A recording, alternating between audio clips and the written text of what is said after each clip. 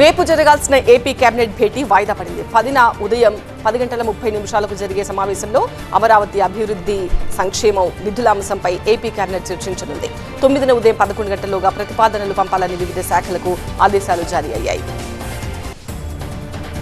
AP ప్రభుత్వం కీలక నిర్ణయం తీసుకుంది. కలెక్టరేట్ల సిబ్బంది రేషనలైజేషన్కి జీవో విడుదల చేసింది. 28 కలెక్టరేట్లలో ఒకే రకమైన క్యాడర్ స్ట్రెంత్ అమలు చేయబోతోంది. ప్రతి కలెక్టరేట్కి 85 పోస్టులు మాత్రమే కేటాయిస్తారు. 53 రెగ్యులర్, 32 అవుట్సోర్సింగ్ పోస్టులుగా విభజించారు. కలెక్టరేట్లలో మిగిలిన 95 సర్ప్లస్ పోస్టులు రద్దు చేశారు. 21 senior assistant, 29 junior assistant, 12 typing పోస్టుల్ని రద్దు చేసింది ప్రభుత్వం. ఇవాళ అమరావతికి సీఎం చంద్రబాబు రానున్నారు. ఉదయం కుప్పం నుంచి నేరుగా సచివాలయానికి చేరుకోనున్నారు. ఆర్టీజీఎస్ 3 ప్రాంతాల ఎకనామిక్ రీజియన్లపై ఇవాళ సమీక్ష నిర్వహించనున్నారు. వారం రోజులుగా జిల్లాల్లో వరుస కార్యక్రమాలతో ముఖ్యమంత్రి బిజీగా గడిపారు. పలు సంస్థలకు శంకుస్థాపనలు చేశారు. కుప్పంలో 30కి పైగా అభివృద్ధి ప్రాజెక్టులకు శ్రీకారం చుట్టారు. రైతులందరూ ప్రకృతి సేద్యానికి మారాలని సీఎం చంద్రబాబు సూచించారు. చిత్తూరు జిల్లా కుప్పంలో రైతులతో మాట్లాడారు. మన సేద్యాన్ని చూసేందుకు బయట దేశాల నుంచి టూరిస్టులను తీసుకొస్తానన్నారు.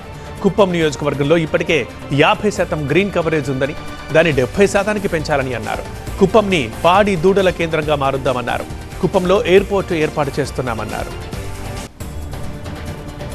దక్షిణ కొరియాలో ఏపీ ఐటీ మంత్రి లోకేష్ పర్యటన కొనసాగుతోంది. భారత రాయబారి గౌరంగలాల్ దాస్తో సమావేశమయ్యారు. కొరియన్ ఎలక్ట్రానిక్స్, చిప్ కంపెనీలు ఏపీకి వచ్చేలా సహకరించాలని విజ్ఞప్తి చేశారు.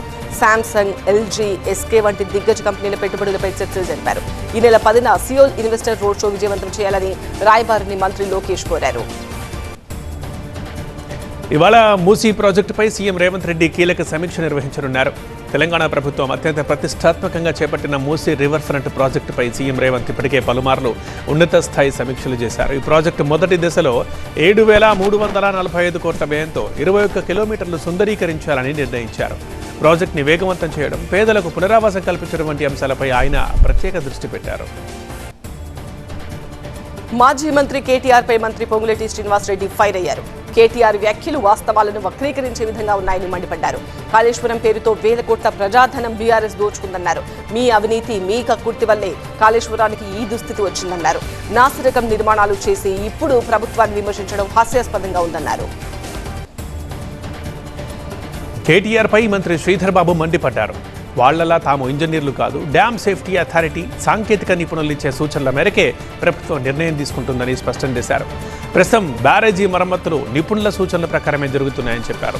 భవిష్యత్తులో బ్యారేజీలో నీటిని నిల్వ చేసినా ఎలాంటి ఇబ్బందులు తలెత్తకుండా చర్యలు చేపడుతున్నామని తెలిపారు. బ్యారేజీల భద్రత విషయంలో ప్రభుత్వం రాజీ పడబోదని స్పష్టం చేశారు. రంగారెడ్డి జిల్లా ఇబ్రహీంపట్నం ఎమ్మెల్యే మల్రెడ్డి రంగారెడ్డి రైతుగా మారారు. నారుమడిలోకి దిగి రైతులతో కలిసి వరి నాట్లు వేశారు. రంగారెడ్డి జిల్లా మంచాల మండల పర్యటనలో భాగంగా కొర్రవాణి తండ దగ్గర రైతులు, కూలీలు వరి నాట్లు వేస్తుండడాన్ని ఆయన గమనించారు. ఎమ్మెల్యే తన వాహనం ఆపి నేరుగా పొలంలోకి వెళ్లారు. రైతులతో ముచ్చటించి రాష్ట్ర ప్రభుత్వం అందిస్తున్న పథకాల పనితీరు తెలుసుకున్నారు. రైతు భరోసా నిధులు ఖాతాల్లో జమయ్యాయా లేదా అని ఆరా తీశారు. ఎంఐఎంపై కేంద్ర మంత్రి బండి సంజయ్ మండిపడ్డారు. కాంగ్రెస్ అండతో ఓవైసీ బరి తెగించి మాట్లాడుతున్నారని అన్నారు. హైకోర్టుని బెదిరించేలా ఓవైసీ వ్యాఖ్యలున్నాయన్నారు.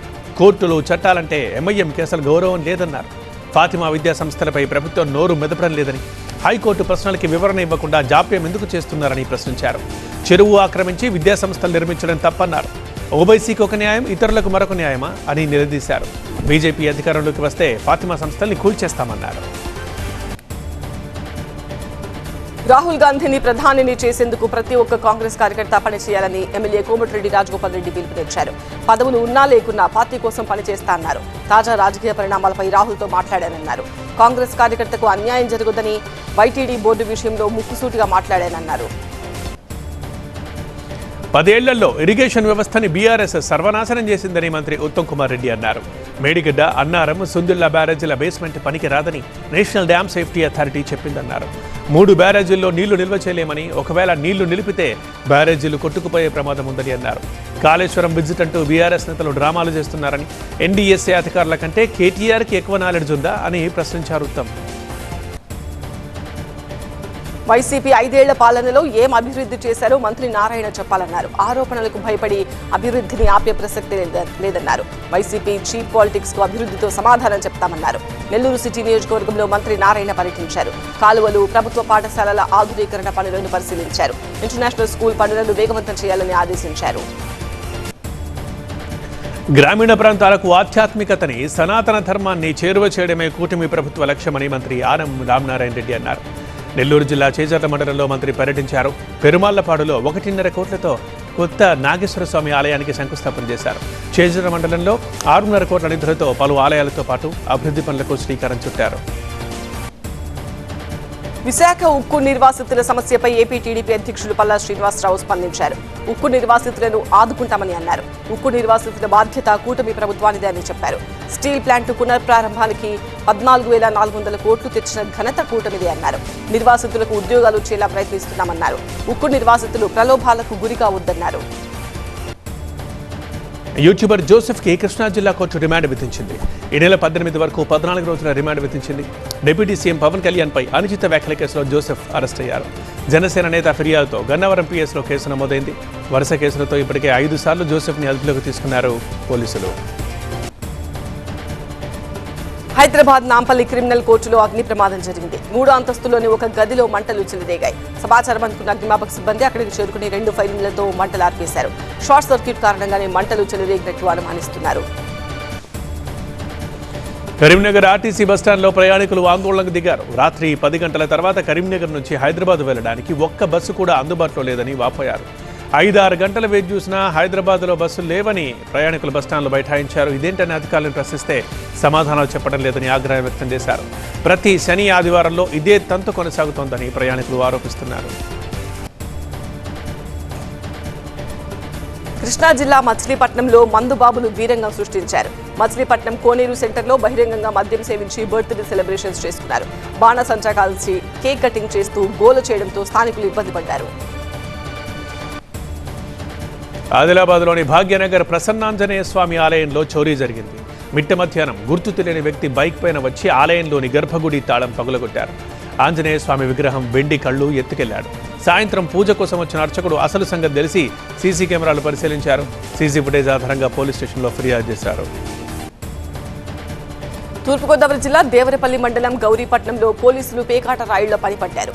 డ్రోన్తో పేకాట ఆడేవారిని గుర్తించారు. 5గురిని అరెస్ట్ చేసి వారి నుంచి నగదు, మొబైల్ ఫోన్లను స్వాధీనం చేసుకున్నారు. నల్లగొండ జిల్లా మిర్యాలగూడ నందిపాడు బైపాస్ దగ్గర ప్రమాదం జరిగింది. బైక్పై వెళ్తున్న వృద్ధ దంపతుల్ని కంటైనర్ ఢీకొట్టింది. ఈ ఘటనలో భార్య మరణించగా భర్త పరిస్థితి విషమంగా ఉంది. మృతదేహంతో అద్దంకి నార్కెట్పల్లి రహదారిపై నందిపాడు గ్రామస్తులు ఆందోళనకు దిగారు. భారీగా ట్రాఫిక్ జామ్ ఏర్పడింది. ఇక వరుసగా జరుగుతున్న ప్రమాదాలకు అడ్డుకట్ట వేయాలంటూ డిమాండ్ చేస్తున్నారు గ్రామస్తులు. హైదరాబాద్ ఉప్పల్ పరిధి చిలుక నగర్లో మహిళా హత్య కేసును పోలీసులు ఛేదించారు. అనుమానంతో భార్యను భర్తే హత్య చేసినట్టు గుర్తించారు. పోలీసుల విచారణలో నిందితుడు సురేష్ నేరాన్ని అంగీకరించడంతో అరెస్టు చేసి రిమాండ్కు తరలించారు. తిరుమలలో ఈ నెల 14న కోయిల్ ఆళ్వార్ తిరుమంజనం నిర్వహించనున్నారు. ఈ నెల 17న శ్రీవారి ఆలయంలో అనివార ఆస్థానం నిర్వహిస్తారు. దీంతో ఈ నెల 14-15 తేదీల్లో వీఐపీ బ్రేక్ దర్శనాలను టీటీడీ రద్దు చేసింది. ఈ నెల 17న కళ్యాణోత్సవం, ఆర్జిత బ్రహ్మోత్సవం, ఊంజల్ సేవ, సహస్ర దీపాలంకరణ సేవలు రద్దయ్యాయి. ఇవాళ నుంచి ప్రధాని మోదీ విదేశీ పర్యటనకు వెళ్తున్నారు. 3 దేశాల్లో మోదీ పర్యటిస్తారు. ఈ నెల 6 నుంచి 8 వరకు ఇండోనేషియాలో పర్యటన కొనసాగుతుంది. ఈ నెల 8 నుంచి 10 వరకు ఆస్ట్రేలియాలో, 10 నుంచి 11 వరకు న్యూజిలాండ్లో మోదీ పర్యటన ఉంటుంది. ఇవాళ అయోధ్య రామాలయ ట్రస్ట్ అత్యవసర సమావేశం జరగనుంది. 5 అంశాల ఎజెండాగా సమావేశం నిర్వహించనున్నారు. ట్రస్ట్ సభ్యుల రాజీనామా, సిట్ నివేదికపై చర్చించనున్నారు. ట్రస్టుకు సీఈఓను నియమించే అంశంపైన చర్చ జరగనుంది. ఉత్తర ఒడిశా తీరంలో వాయుగుండం కేంద్రీకృతమైంది. బాలాసోర్ సమీపంలో తీరాన్ని దాటే అవకాశం ఉంది. దీంతో ఏపీలోని పలు చోట్ల తేలికపాటి నుంచి మోస్తరు వర్షాలు కురవబోతున్నాయి. తీరం వెంబడి 40 నుండి 50 కిలోమీటర్ల వేగంతో ఈదురుగాలులు వీయనున్నాయి.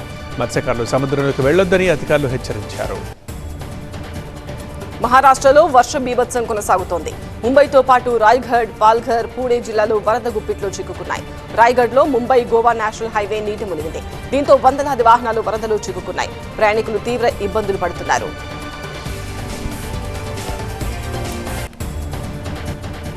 మహారాష్ట్రలో అత్యంత భారీ వర్షాలు కురిసే అవకాశం ఉందని ఐఎండీ హెచ్చరించింది. ముంబై, థానే, పాల్ఘర్, పూణే, సతారా ఘాట్ ప్రాంతాలకు రెడ్ అలర్ట్ జారీ చేసింది.